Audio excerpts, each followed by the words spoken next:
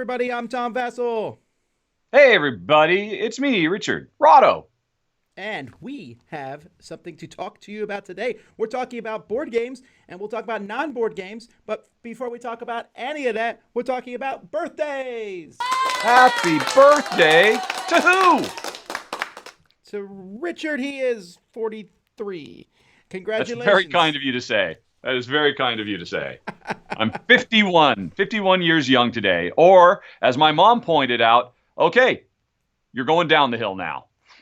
Oh, is that how that works? I told Yep. I told the kids in my class when I turned 35, I was like, I'm halfway to death. They were not as amused.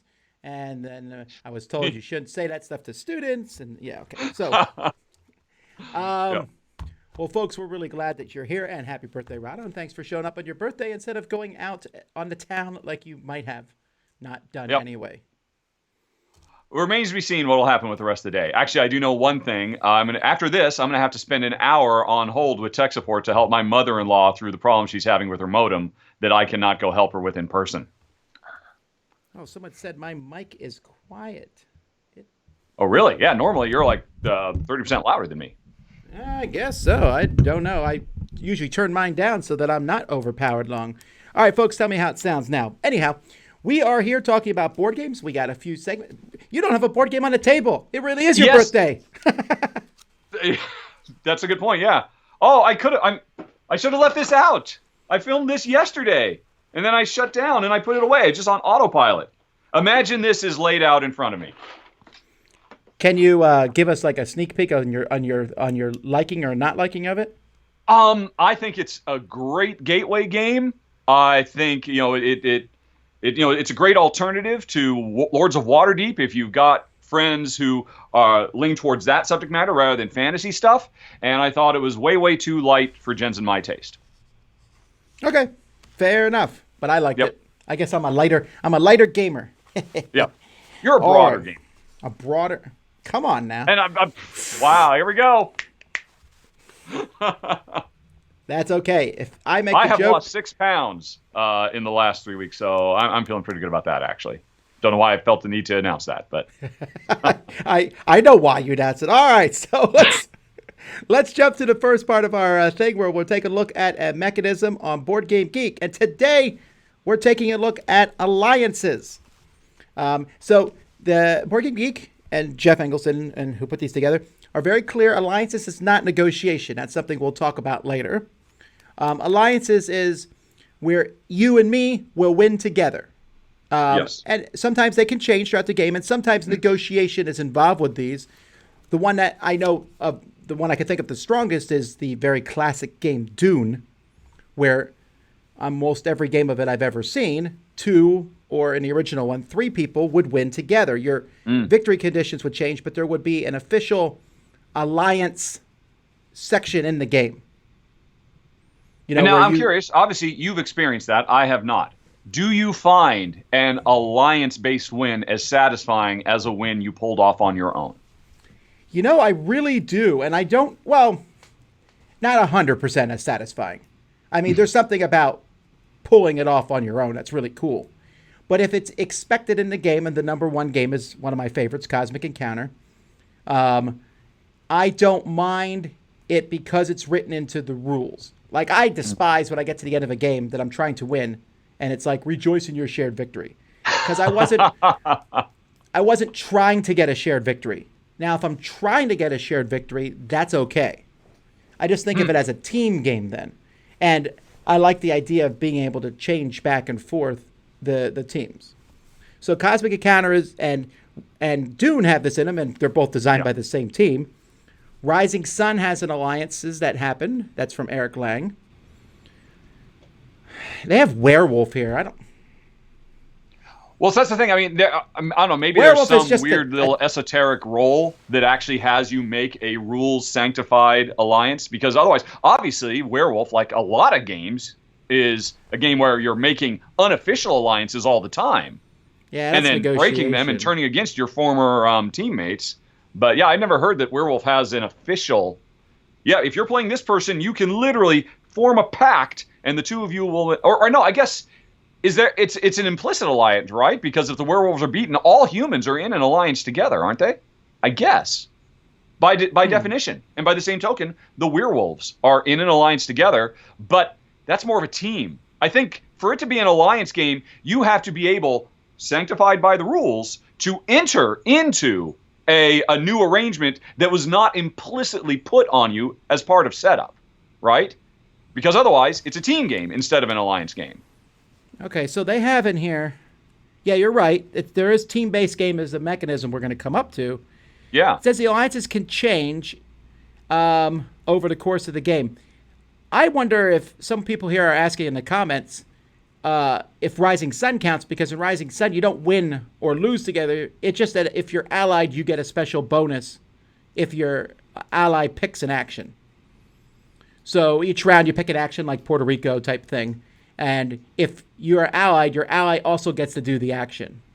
And you also can't attack each other and stuff during that round. Yeah. That seems... I mean, obviously there's going to be edge cases that you could argue for. But no, I mean, I would say... I mean, well, actually, what did Jeff say? That's the question, because he's the professor here. And diplomacy doesn't fit the list, folks, because you don't have any actual alliance. You can immediately betray someone 2 seconds after you tell them you won't. Yeah. Which is also why the Game of Thrones game does not count, even though that's definitely a game of making temporary alliances until you decide, okay, I'm done with you, time to stab you in the back. Someone said there's a couple in Werewolf, the lovers. That's right. You pick somebody there you else. Go. Yeah, so again, folks, to be really clear, this isn't negotiation. That's a completely different... it's not completely different. It's a side thing. Negotiation, you can do what you want, in almost any game. But which is also an interesting topic we should talk about sometime, like the role of negotiation in a Euro game, because people have some different opinions on that. Like some people think it shouldn't be allowed in at all, but we'll wait till we get to negotiation. Yeah. I mean, that one I have a lot to say about negotiation, even though I never play games like that, because that's kind of part of my implicit nature is to turn anything into a negotiation. Yeah, that's the truth of it. So, all right, well, that's alliances. Again, it's not a very big category. It's an interesting one. I guess Peter Olatka and his crew have like the main focus on it, where you are allied with somebody. It's a temporary thing, but it is a actual thing by the rules of the game. Yeah, and it is interesting that this is fairly narrow. I could imagine there being an occupation card in Agricola that allows you to pick somebody, and if they agree, to enter an alliance. And now, we're working together, and we can share resources, but we have to suffer some huge penalty that slows us down. Why? Where's that card? If I ever make a promo, that's the one I'm making, because that would be cool. That would be cool. All righty, let's jump to our top 5 list. All right.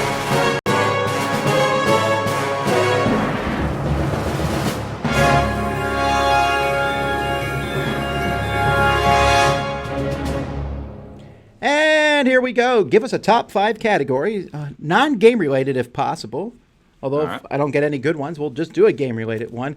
I'll pick some of these. I'll toss them to Rahdo. He'll pick one, and then we'll give you the definitive 100%. It's Rahdo's birthday, so he breaks ties. List. Oh, is that the special? All right. That's my birthday present. Oh, thanks, buddy. Oh, that's a good one. Oh, I'll see if I can figure it out. Also a good one. Yeah, that was short. But then think about it this way. We'll have more time to answer questions. Yeah, definitely. Oh, these are good. Yeah. I don't think there's never a lack of questions. Pick that one. Yeah, I know. There's so many different 5s you could do. Ooh, okay. I already got them, folks. I apologize. Wow. But these first 5 You're were very good. Yeah, they were. All right, here we go. Top 5 video game soundtracks. Top 5 chores to do over the weekend. Top 5 TV theme songs. And that came up last week, and so it came back, yeah. And top 5 worst movie cliches. Oh. I told you these were good.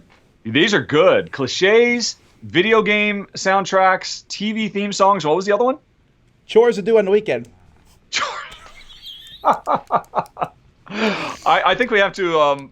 At this point, for many of us, there's no such thing as a weekend anymore. So I think we'll have to celebrate that one at some point in the future. So I am definitely leaning towards video game soundtracks versus TV. Oh, I love both of those so much. Oh, I don't know. What do you think? I feel like we really hit a big video game one a couple weeks ago. Should we double down on that?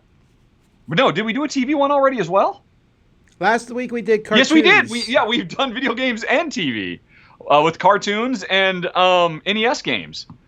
Well, okay, I'm just going to keep on, following that pattern. We've done our TV one. Now it's time for another video game one. Top 5 video game soundtracks, if you can do it. I have some very strong opinions on this, but I have very strong opinions as well. I'm very, very comfortable with this. Although I should preface, I have not seriously been into board games for probably 8 or 9 years. Or video games, I should say. Oh, too late. So, I want someone to cut that segment out. Yes. Right. And so my picks are going to be a little bit more old school because, as has previously been established, I am very old school. Let me ask you this. Do you ever listen to video game music outside of a video game? I have two of my suggestions, yes, that I love them so much. I sought them out and they went into my rotation of just, background music, music I play at work. What about orchestral versions of video game songs? Have you ever listened to those? Oh yeah, sure. I have been to an orchestral, arrangement or performance of, the works of whoever is the composer behind the Zelda games, and he has a much wider range than that. I've actually been to one, and it was beautiful. It's interesting. On this topic, I read an article one time interviewing, and I apologize, I forget his name, the person who did a lot of the music for the Mario games, and he said that one of the challenges to making this music is you have to make music that people are going to hear over and over and over and over and over again, but you don't want them to get irritated by it. Exactly. That they don't even notice. I guess that's probably less of a problem these days. That's certainly something he was having to deal with back in the day when, you get a half a K and that's it. So, whereas now, you could score an entire level if you want, because there's no longer those kinds of restrictions. But the first one I will mention is unassailable. Absolutely. Definitely the best soundtrack of any video game in history, and that would be the old LucasArts spaghetti western game. Was it Outlaws? I believe it was called Outlaws. I'm going to double check that. LucasArts Outlaws. Is that right? Yes, it was. And I don't know if you know it, Tom. I did not play this one. I played several of the LucasArts games, but not this one. Oh yeah. Well, it was a first-person shooter using the same engine that what's it? The Star Wars game, first-person shooter they did, and it's a really good game in and of itself. But that music is perfection, pulled right out of Good, the Bad, and the Ugly, or The Man with No Name. Pick any Sergio Leone epic western, and those soundtracks from the movies are so ingrained, especially Good, the Bad, and the Ugly. And I always felt Outlaws did such an amazing job. It was early days. I don't remember, was it MIDI based and I just had a good sound card? I think it was actually full orchestral. I think they had a digital soundtrack, so it sounded miles above everything else that you could hear at that time with your crappy MIDI cards on PCs, and it was a work of art. That is one that I had for years, and I cannot recommend it highly enough. I can't be alone. I'm sure there are people out there that are backing me up on this. There are some people. Yeah, I don't know if Ennio Morricone actually did it, but whoever did compose it was channeling him. Interesting. I'm listening to it. Oh, okay. Huh. Alrighty. Well, you feel very strongly about this? I do. Is that my birthday present? No, yeah, I'll give it to you, but I'm going to fight you on the rest of them then. All right. Okay, all right. Well, I'm glad we got that out of the way. All right, here's my first one. Now, this one I'm really struggling with because there are two from the same franchise, and I like them both almost equally. And that would be Final Fantasy 6 or 3, whatever you want to call it, or Final Fantasy 7. They're both extremely powerfully scored pieces of music. Obviously, Final Fantasy 7 has better music because it was on a compact disc and, from PlayStation. Final Fantasy 3, though, has an opera sequence, and I still know it was an opera sequence that was done in MIDI. That was an actually playable fight, wasn't it? Well, no, there was like a whole opera. Da, da, da, da, da, da, da, da. And I still remember it, and it was done in MIDI, and it was still really good. Yes. But man, I still remember the song when Aerith had the thing that happened to her. Everyone should know at this point because I don't believe it's ever something. Well, no. Actually, you're right. You shouldn't. We should avoid 7 spoilers because it's getting its relaunch now, and there's going to be a whole new generation of people who don't know anything. So obviously, Final Fantasy 7 spoilers are a good thing to avoid. I would have mocked that. Now that we said this, I'm going to put this on my list of things to do because I wonder if I can go find the new soundtrack. I wonder if they've updated the soundtrack. Yeah, and because of that, because it's updated, it's new and everything, I'm going to offer up Final Fantasy 7 because I think I like the music for all the Final Fantasies. I've liked it part of it's just evocative. When I hear the loading screen, I'm like, I'm just, and the fight scenes and everything. Yeah. To me, probably 1 out of every 10 videos I do while I'm just playing along and I actually complete a quest, 9 times out of 10 I'll go doo doo doo doo doo doo right do do do do do do do do do do do do while we're all going like that. That's true though. I don't know what it is. It's very satisfying. I really love that music. Anyway, that would be. So you're going for 7 over 3 because honestly, you so had me because I remember that opera and that you're right. That I can switch to 3. I don't care. Yeah, I guess you could just broadly give it to Final Fantasy because there's so many highlights over 50 bajillion. We could do what we want. I'm writing Final Fantasy. Yeah, and with a special nod to 3 because 3 was still had its foot in the origin. But it really elevated beyond where they started. I would totally agree with that. All right. What do you got next? You said you had 2 that really were strong for you. What's the other one? Yes, well, the other one, unfortunately, I am certain, I will be shocked if anybody else remembers a Super Nintendo game called ActRaiser. What on earth? ActRaiser. I can do it all for you right now. It was... It was still a mini soundtrack, but it sounded orchestral, and it had one of the biggest, most bombastic, sweeping, dun dun dun dun dun dun dun dun dun bum bum bum bum dun dun dun. There was just such a range. It wasn't, like you were talking about. Mario music tries to be innocuous and just, hey, it's just there in the background. It's kind of catchy. It doesn't draw attention to itself. ActRaiser said, "You will listen to me." While you are in an epic side-scrolling battle fighting for your life, and the music there, this was back when I was working at Nintendo, and so I played every single Nintendo game that came out because I was a gameplay counselor back in the day, and that music, oh man, it's just so orchestral in a time when you didn't expect that kind of thing. I see Adam's got my back and Paul, so there's definitely some love out there for ActRaiser. I've already given you Outlaws. I can't give you 2 esoteric picks I haven't heard. We have to agree. I know. On these. I realize that, there are obviously easier picks, and you certainly went for a crowd favorite that everybody's familiar with. Well, yeah, but I'm always of the opinion, and I believe this with board games and everything else, that just because something is a crowd favorite doesn't automatically make it lose a point either. You know, when people say, you just like that game because everyone else does. No, I like that game because it's good. It just happened to be one everyone likes. Yeah. Well, so you're gonna on my birthday. This is yes, how you do. Yes, on your birthday, I gave you Outlaws. Folks, mark this day. Tom Vasel has revealed his true colors once and for all.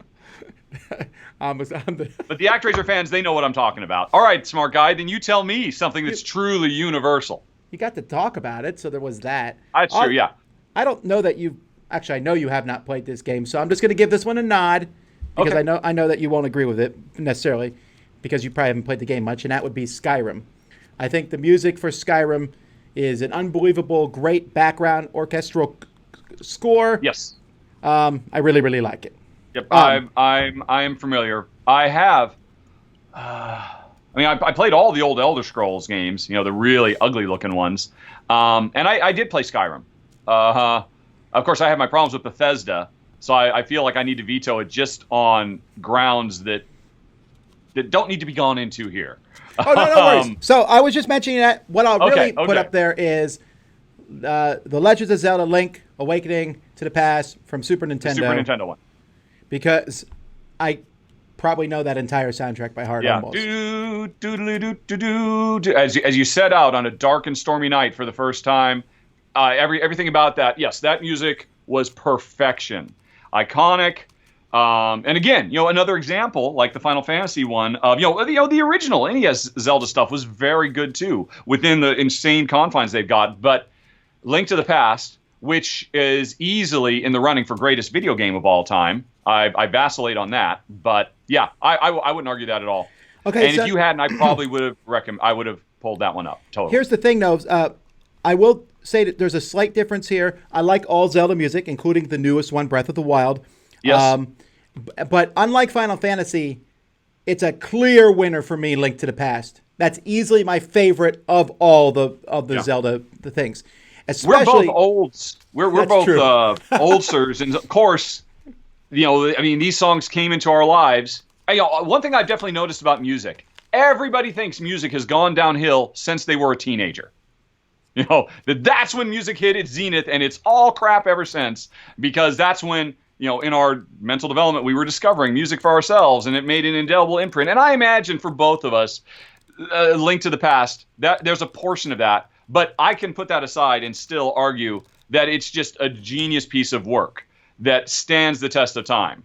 And like I said, I have seen it performed full orchestral, so it's a beautiful masterpiece. However you I have not slice seen it, but I've heard it, and that is one of my favorite things to listen to. It's just There you if go. we're playing an adventure game, let's pull that up.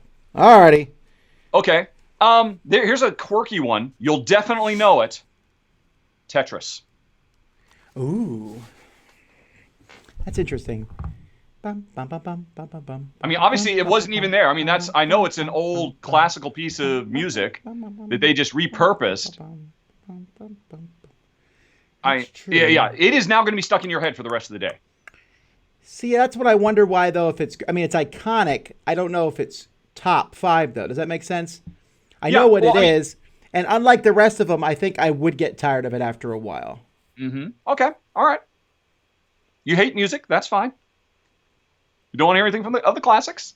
I think we've drawn But a line. you're right. That is classic. That's also why I love the music from, for example, TIE Fighter was such a great game, but that's just literally music pulled from Star Wars. Yeah, I'm more of an X-Wing guy, but I know exactly what you're talking about, definitely. Well, X-Wing TIE Fighter, the franchise, to the point where when I hear that music in the movies now, if I'm rewatching them, I think of the video game. You have I'm flashbacks. like, oh yeah, this is right. This is where I'm fighting the X-Wings and TIE Fighters. It's pretty strong.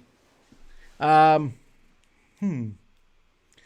we got to throw out the Mario franchise, obviously, just at least talk about it. Of course, yeah. The only question is, the original Super Mario Brothers, I think, even though, of course, it's gotten much, much better and deeper and richer, you talked about it right up front. The skill that is on display to make dun-dun-dun-dun-dun-dun so flawless, and it's so it is part of the world. I mean, you can go pretty much anywhere in the world and go dun-dun-dun-dun-dun, and other people will go bump.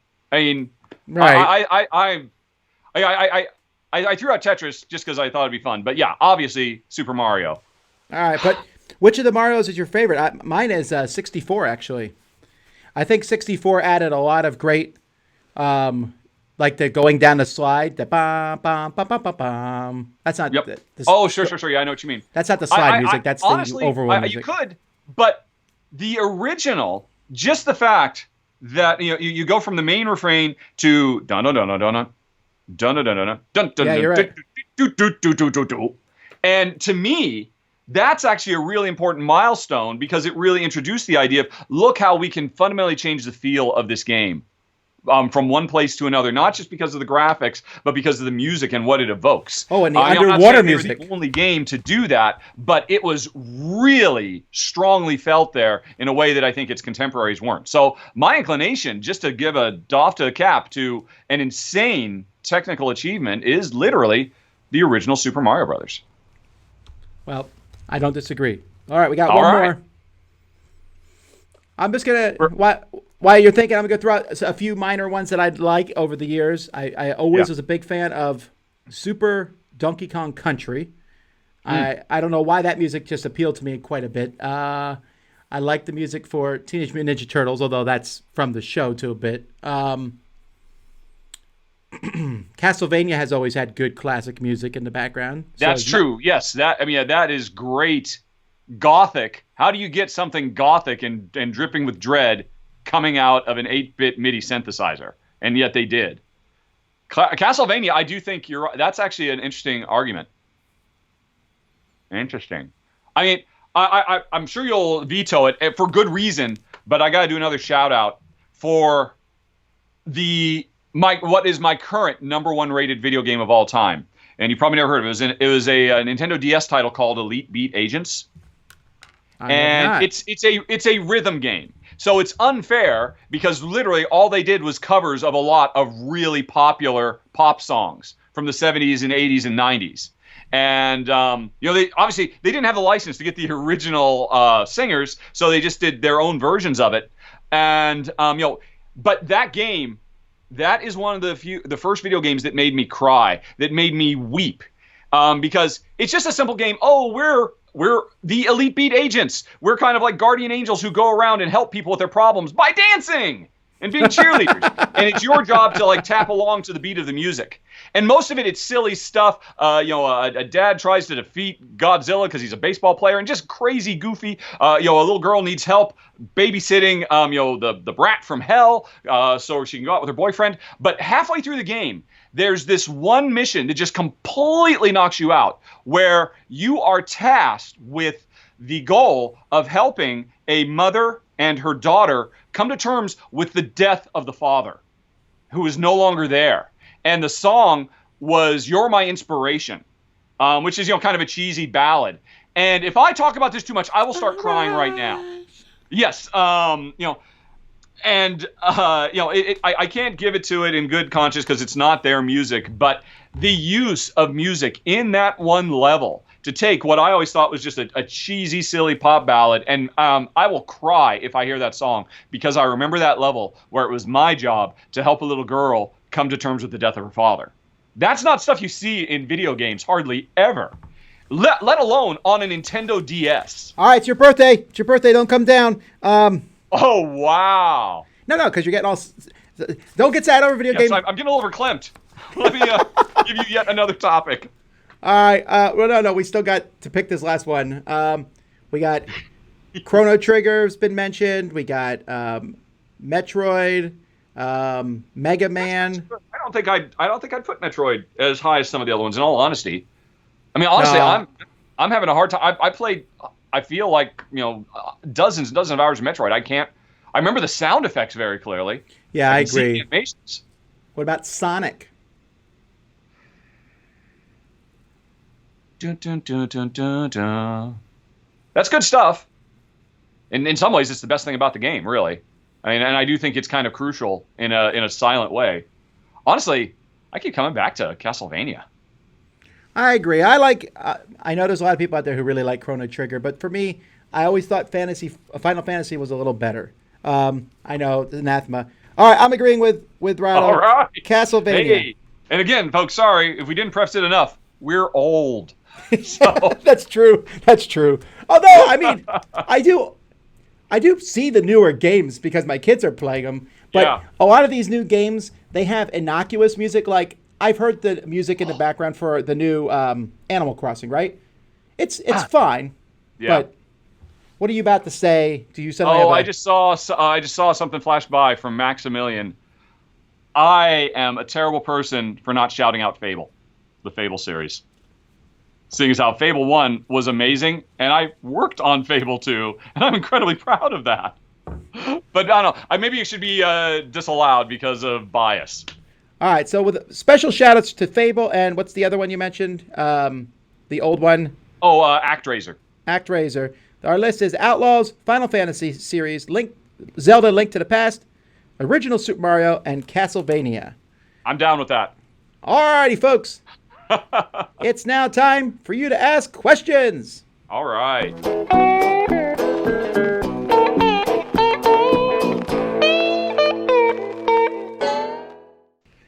Alrighty, folks, ask your questions. We may or may not answer them. It depends. But we have 29 minutes, so that means we'll get at least 2 questions in.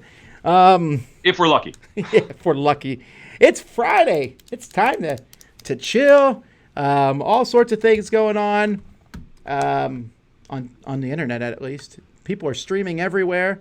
I just read somewhere that podcast microphones are being sold out on Amazon. Really? Everybody is jumping into it. Oh, wow.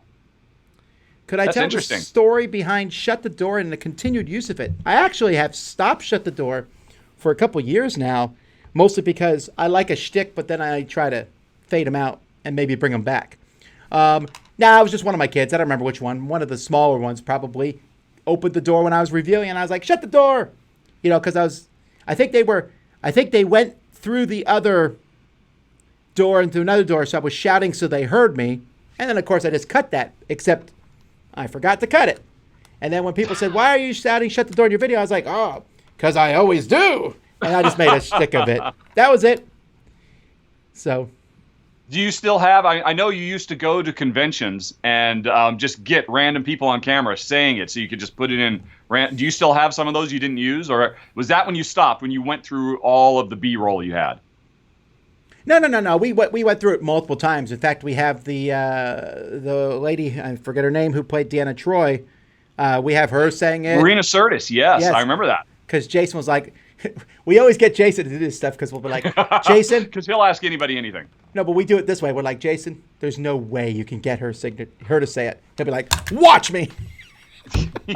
He has no shame. No, it's just that I just stopped doing it for a while. I might bring it back at some point.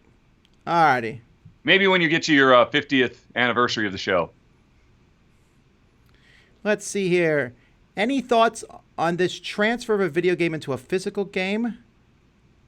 Oh, I see. Okay, never mind. There's a new Super Mario licensed Lego sets. There's a Mario figure with a display, sound, color sensor on the bottom and a gyroscope inside, and you can play through the levels you build. Oh, wait. What? You're saying you physically build levels with actual blocks, and that transports into the video game? I'm pulling it up here online. It's called Lego Super Mario Starter Set. And yeah, you create a level that you can go through. It was created in partnership with Nintendo. So it cost $60. It's coming out August 1st. Wow. That's really cool. Yeah, I mean, it looks a little dorky. The Mario, I guess I can actually show this here to people so you can see what it looks like. It looks a little dorky, the Mario piece and the Bowser piece, but that's probably because they need to be a certain weight for this game to work. But that's interesting. I mean, this is definitely something I could see me and my kids getting and building levels. Yeah. $60 is not cheap, though. I mean, of course, it's also Legos. Yeah, the toy factor on that. And we get a little free expansion with it. I'm assuming that they'll make multiple sets of this stuff, too. That says it's the Lego Super Mario Starter Set. So I'm assuming there must be more. Sure. All right. Well, that's interesting. So, thoughts? No, we hadn't seen it. That sounds awesome. Thank you. Those are my thoughts. What did you get for your birthday? From anybody? No. I'm too old for that. Jen is going to make some carrot cake. And that's about it. Carrot cake is... No. That's not true. I tell a lie. I did. From a fan of the show, Steve, I won't say his last name because I don't know if you should, his wife, Betsy, sewed up a whole parcel of masks. Beautiful, lovely fabric Oh, that's masks. fantastic. That's a nice thing. Isn't that That's an great? awesome And gift. they sent them, and they arrived yesterday, and I'm going to be sporting them today. And I should have one and be wearing it right now. And it was such a thoughtful gift. It was just such a great idea. And they're really cool. Much better. I mean, we actually had some old painter masks from like 20 years ago that my mom had, at the bottom of a dusty box in the garage. And so, okay, well, I guess we'll use these. And they're really just horrible. So these are very sharp and fashionable, and that would be my birthday present. It's certainly timely. A collection of custom sewn with love Corona masks. So you're getting carrot cake for your birthday, huh? Yeah, I love carrot cake. I don't like carrots. I hate carrots, but I love carrot cake. Carrot cake is why I'm married. What? No, not particular, but me and my wife, we were somewhere. We were at when we were dating. We just began dating, and we were at a church, and the preacher was waxing eloquent about some lady he knew who made the greatest carrot cake ever. And afterwards, I was on one of my Tom Vasel rants to Laura, and I was like, I cannot believe he would say that. I would never, ever say that another woman made better carrot cake than my wife. I would always say my wife's carrot cake was the best. And she said, I don't even know how to make carrot cake. And I said, who said we were talking about you? And it was like a joke, but at the time, I was like, she's assuming she'll be my wife. This is good stuff. So she planted a seed there. No, are you kidding? I was ready to marry her after like a week. Hands down. That's awesome. That's an awesome story. I love that. I will think about it while I enjoy my carrot cake later this evening. Jordan wants to know if I got any emails today. Yes. So Jordan's referencing, for the first time in 2020, for sure, I went through all my emails. I took a picture of the inbox that said no emails, because I usually leave emails in there. Oh, I see. I got to get to that. I got to handle this. I'll do that later. There was even some governmental stuff in there. I was like, I'll get to that. And I did it all today. And I was like, woohoo! You had a 100% empty email box. Yes. That is worth celebrating. That's crazy. But then people... That's the dream. Efka from No Pun Included emailed me instantly just to put an email in my box. There you go. All right. What's your favorite plot twist in a movie? If you don't like spoilers, jump ahead 5 minutes. Well, I mean, there's the obvious one, right? And with good reason. He's not dead. Or no, sorry, right. I just said it backwards, but you know what I mean, and I won't say anything more. That is the first time, though, and that actually is my number one choice. That is the first time that me and Laura, we had just got married, we watched the movie, and when we were done, I said, no, we're not going anywhere. Well, we're going to rewind the movie, because you had to rewind, and we're going to watch it again, because they had to have made a mistake over the course of the movie, and they did not. I've never watched a movie 2 times in a row like that, but watching it the second time, knowing the information the first time, was amazing. Yeah. And I've been everybody waiting. knows what we're saying, so we don't have to say what we're talking about. Everybody knows, but just in case somebody doesn't know. Yeah, I actually saw that movie in the theater, and I hadn't planned to. But a friend of mine at work said, you must. I will not tell you why, but Jeff Ross told me, you must see this in the theater. I will not allow you to skip this and wait for home video. And it's because, I don't know. It was a different time. I probably could have waited and not had it spoiled. Today, that couldn't exist in our world. I think it would be impossible for me to actually wait till it gets home and actually have it pristine. But I remember in the theater, you know that common camera trick where they zoom the camera in while they're also spreading the field of view, so you get that weird vertigo sense when a really big moment happens. I felt like that was happening in real life around me. And I think everybody in the packed audience did as well. We all just went through a mass. Our horizons expanded, and it just blew us all away because no one was expecting that. And of course now his poor career. How could he ever follow that? That was such an insanely huge moment in the worldwide zeitgeist that he's never been able to live up to it. He tried. And people say, I just stopped trying. And then he stops trying and he says, why aren't you trying anymore? It's like you can't win. But, it's obviously that. There's nothing that comes close. There's not anything that comes close, but there's one of my personal favorites is in the movie from last year. Or was it? Yeah, it was last year. The Avengers Endgame. And not the end stuff because I kind of suspected that stuff would happen. But halfway through the movie, where they jumped into scenes from other movies, I did not expect that. Oh, And just the whole direction that it went. I was so delighted by that because that was just not something I had expected. Yeah. By the way, it occurs to me, I made a big statement that nothing comes close. I'd be willing to bet there are people watching this now or at some point in the future who said, yeah, what about Empire Strikes Back? That's true, but that one's before my time. I mean, it was... What? No. I knew about it. I never saw it in the theater, actually. Wow. But I knew about it because every kid in the world told you. Of course.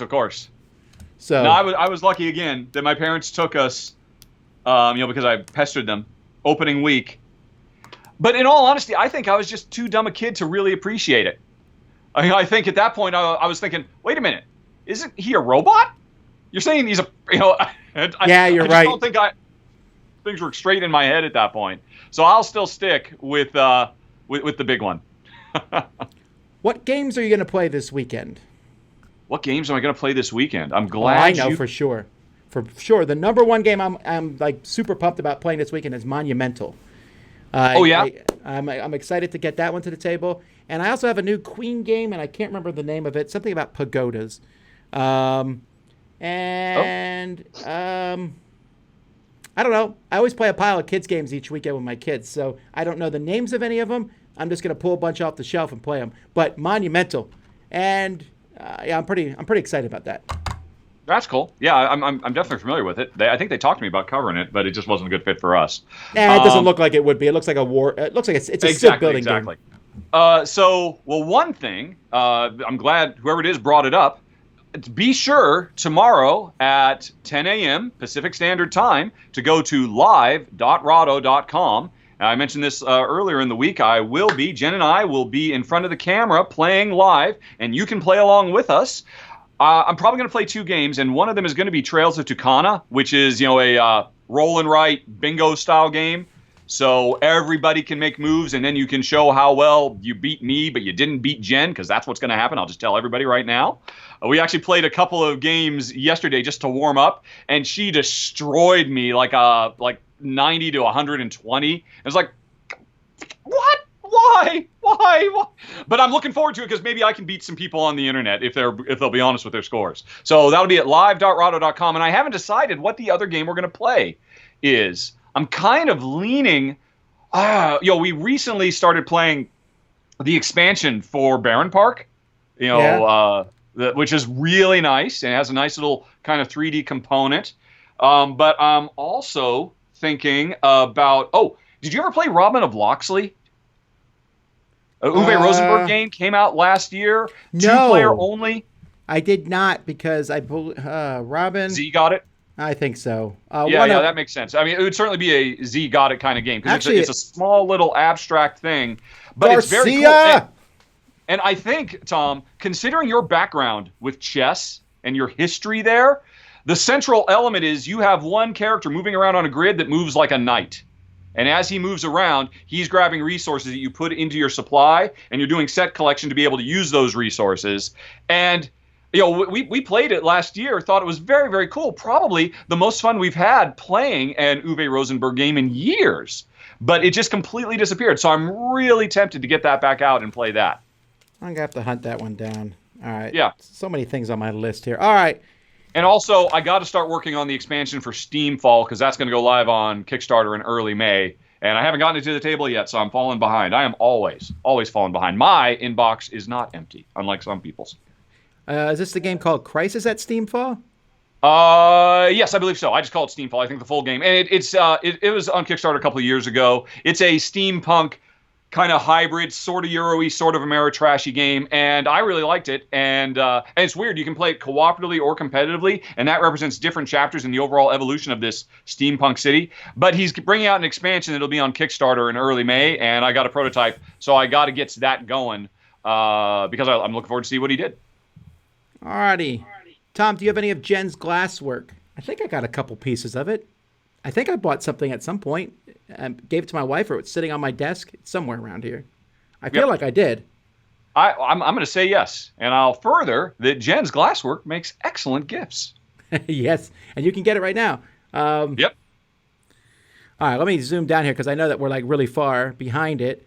Oh, of course. What's your current video game to get lost in when you need to quit the world for a while? That's a tough one for you. I have an easy answer for that because it is the only video game I play. It's Moonrider XYZ. It is a rhythm beat game that you can play for free if you have VR headsets. And I'm playing it because I got an Oculus Quest a few months ago. Did I talk about this already on the show? You did. You mentioned it, and you said you're getting exercise, and you don't even notice. But what system is it for? It's it's a web-based thing. You could go onto your browser right now and type in moonrider.xyz. You'll go to the web page. And the problem is, if you're doing it on a computer or a laptop, it won't let you actually go into VR mode. But any VR system that has a built-in browser can run this. And it's got thousands of songs for free. It's an incredibly good workout. And and time just disappears because I've been able to find easily like 36 songs that I love. And so I just get surrounded by these songs, and I feel like I'm playing the songs, but I'm fighting through the songs, and the songs just kind of become part of me in a way that no other rhythm game I've ever experienced does, because I'm in virtual reality. I love Rock Band and Guitar Hero. I played those to death, but still, I'm not in the world. VR is very close to bringing me back into playing video games, which I honestly thought would never happen after I fell in love with board games. But VR is the real deal. I didn't think it until I actually had one in my house. For me, it's probably currently Skyrim, although I stopped playing Skyrim a week ago and I messed with Fallout a little bit, and then I jumped to some other stuff, and I'm in that in-between mode right now. Like, I don't know what I'm going to play next type thing. Yeah, but I sense a pattern there. Right. What about Red Dead? Is that out for the? I played on the Switch. That's the main thing, right? Okay, yeah. But then I have a little PC now, and so that's where I got Fallout on it because that's not out for the Switch, and it's driving me nuts because the controls for the PC are not as amazing as the Switch's controls are. So we'll see. What non-gaming podcasts do you listen to? Non-gaming podcasts do I listen to? A few. Most of them are gaming. I listen to the Dice Tower. I listen to No Pun Included. But non-gaming, Ezra Klein of Vox. He's very left-leaning, progressive, and I really just enjoy. I think regardless of his personal bias and slant, I think he does an amazing job bringing on really fascinating people and going into in-depth interviews. I really enjoy that one quite a bit. For the longest time, I loved Harmontown, but it retired. He retired from it last year, and I haven't really found a good replacement. I mean, that show would make me laugh so hard and then just like flip the script and make me think so hard because of just some little observation about life that would just kind of come out. And so I really like that one. I'd have to get out my phone. I'm very much, no surprise, looking forward to Andrew Yang's new podcast, and I will definitely be there day one. Let Andrew Yang Speak, I believe, is going to be the name of it. So there's a few. I listen to mostly board game stuff, but my favorite non-board game one is called Business Wars. I really like it because what the guy who does it, he goes through and talks about something that happened in history in businesses, like two businesses going up against each other and how it worked out. Like the very first one was Blockbuster versus Netflix. And ooh, that sounds very cool. Yeah, so like I'm looking through the different ones here. He has Starbucks versus Dunkin', Nintendo versus Sony, Boeing versus Airbus, Ford versus Chevy, Macy's versus Gimbals. I know he did Coke versus Pepsi. He did Marvel versus DC. It's really fascinating stuff. The Marvel versus DC one was such an interesting story because it was about the whole time. It was from the very beginning, with Stan Lee and all them starting Marvel or coming from DC to Marvel, and just how the two different comics would compete as time went by, and then how it moved into the movie universe. It's really good stuff. And I'm just, whenever I listen to one of these, he put their 20-minute podcast, but it's like a 5-part series. That's what I was just going to ask. How long is an episode? They're like 20 minutes. Yeah, and it's like a 5-part series, and they're slightly dramatized a bit. He'll do different voices for some of the people talking. But I don't know. I find it fascinating because it's interesting to look at this stuff in retrospect. So like with Netflix versus Blockbuster, really cool. We know who won that. but what were the decisions? Like, I didn't know that Blockbuster could have bought Netflix. Yeah, That's no, like- I remember that. Yeah, that's like that sounds mind-blowing, awesome. these Definitely things. Put that on my list. I think if somebody were to ask me in a year, what do I listen to? What was it? It was Business versus Business? No, just Business Wars. Yeah, Business Yeah, Wars. that's got to go. I like that a lot, especially if they're nice little bite-sized chunks that I can get done walking the dog kind of a thing. Yeah, the host is David Brown, and he has like 36 seasons on here. So I don't listen to all of them. I just go through till I see two companies. Like, I'm going to probably listen to this Dunkin' versus Starbucks because I just find that interesting. That's something I would like to listen to. Yeah. I guess I should also add, I sometimes listen to Freakonomics because my wife loves Freakonomics. So when she's listening to it, sometimes I've got that seeping in my ear as well. Oh, someone. And I saw somebody asked, they want to see me playing this game. You can go to roundup.rahdo.com. My most recent roundup for March, I showed like 10 seconds of me looking like an idiot playing the game if you want to see it. And I look like a complete and total idiot. Someone asked if I'm living in an Amish paradise. I suppose. I decided I was going to let my beard grow till I could go back outside. I may change my mind soon because it is starting to irritate me. Favorite Weird Al song? They said, I know this is probably better for Crystal and Eric. I like Weird Al. I'm just not as like... I grew up on Weird Al. Actually, Amish Paradise is Weird Al. If you just go by gut feeling, you say Weird Al, the first thing that pops into my head is Another One Rides the Bus.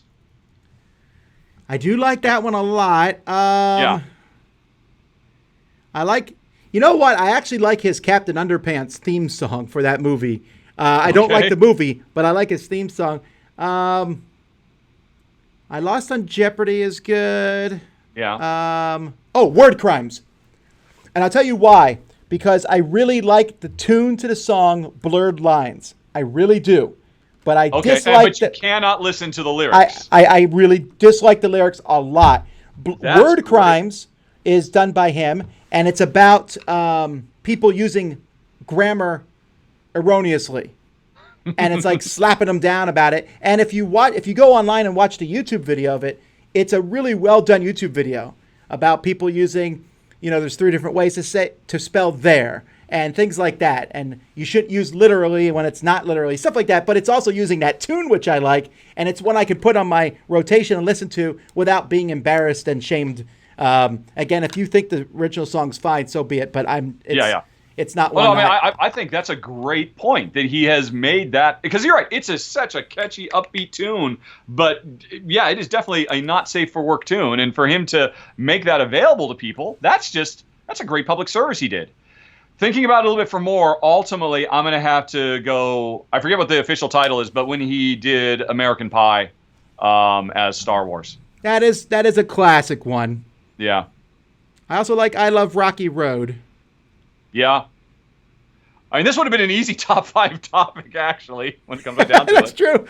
His Hamilton remix is pretty good. Oh, I haven't heard that at all. Yeah, he does like the whole Hamilton show in like one song. With actually the blessing of Lin-Manuel. They really enjoy it. Does he do it like, you know how he has those polka medleys? Yes. Yes. It's one of those. Oh, that's fantastic. Because I was almost going to say just any of his polka medleys, because I love those too. Yeah, I love Weird Al a lot. He's done a lot of good in the world. What's the first thing you want to do when the quarantine is lifted? I know mine's different than Rahdo's for sure. The first thing I'm doing is I'm inviting a few of my friends to the studio here. We're going to play games. Yeah. I just want to see my friends. And then probably church, although I think church will be a different level of them. Like, I think that they're first going to say you can get together in small groups. So I think church will be a second tier or something.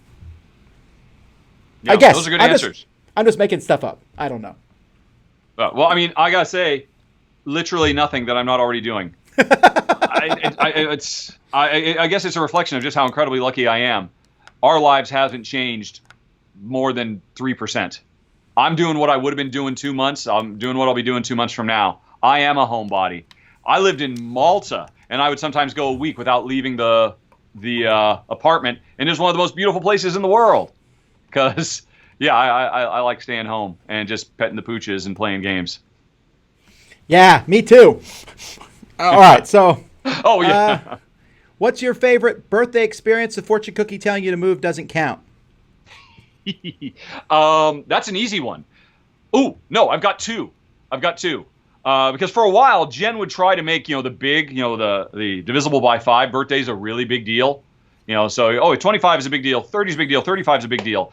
And they haven't always worked, but 2 of them were really amazing. One was I went skydiving. We woke up, I thought, okay, she's going to do something, but I did not expect we were going to drive out into the middle of the high desert in Central Oregon and jump out of a plane. And that's what we did that day. And that What was number amazing. was this? I think that was 30. Was it 30? Yes. Or it was either 25 or 30 because we were still living in Bend, Oregon at the time. Okay. Yeah, it must have been 30. And then the other one was, I don't remember. I mean, these were all, she stopped doing that now because just like life's too short.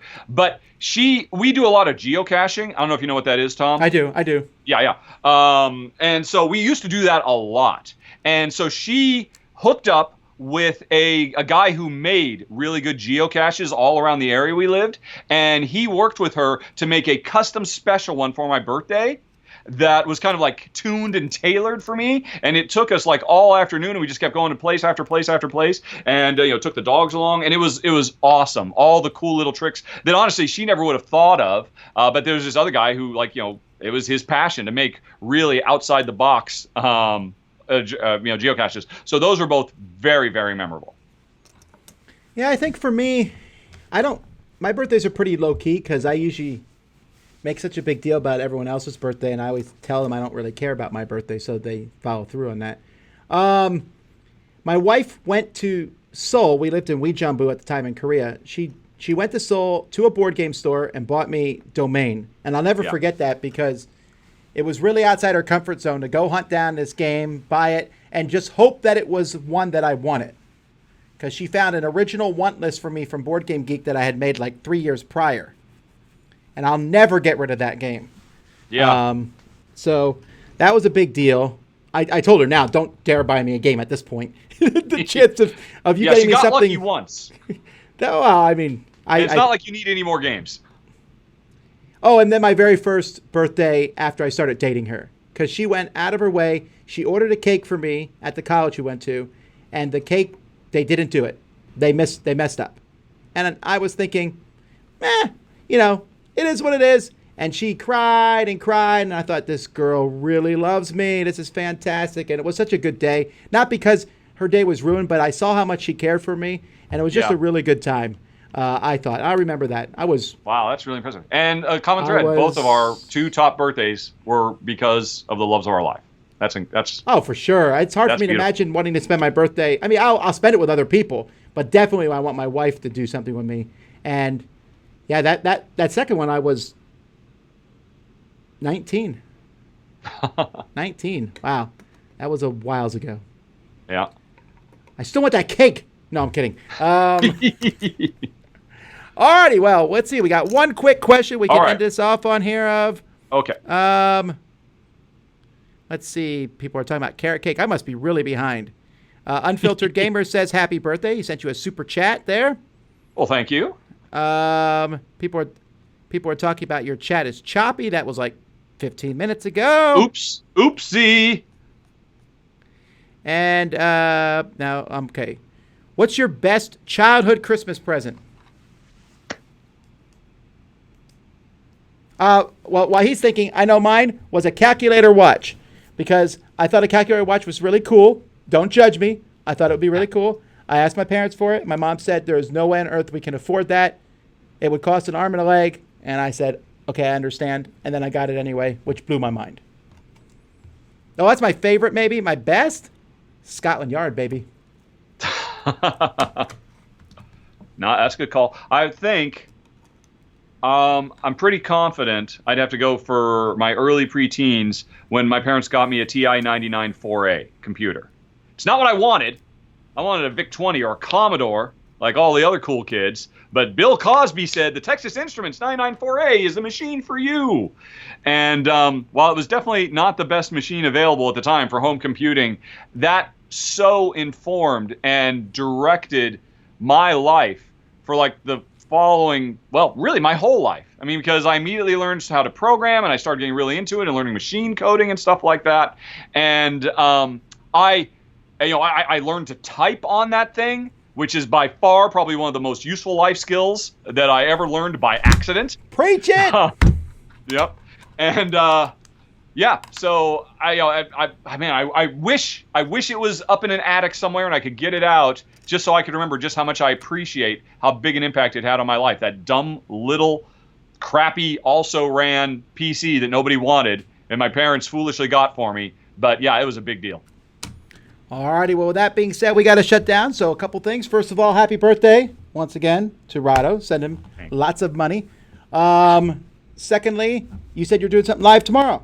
Tomorrow, 10 a.m. Play through with us. Come and play. Go to live.rahdo.com right now, and you can download the PDF of what you need to print out so you can be ready.